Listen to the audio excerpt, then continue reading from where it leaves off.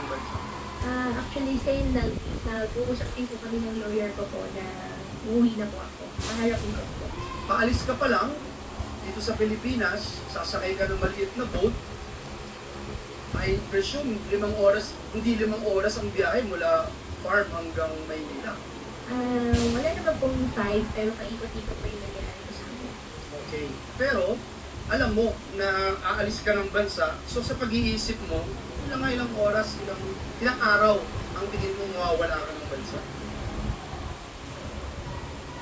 Umalis ka na eh. Wala kang pag-iisip kung Nung paalis pa lang po. paalis ka na. Yeah. Nung paalis po, wala po akong inisip. Wala kang inisip. Ay, Anong ultimate destination mo nung paalis kayo? Kasi nagtatanong daw si Sheila, ayaw mo siyang pagtanungin. Sabi mo, huwag ka tanong. Sumama ka lang sa akin.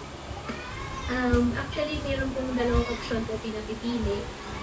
Which is, ito yung pinuntahan niya talaga. Opo, yung isa po, pinuntahan po namin. Yung isa hindi. So yung isa is Sabah, yun yung last day na destination. Yung isa, ano yun?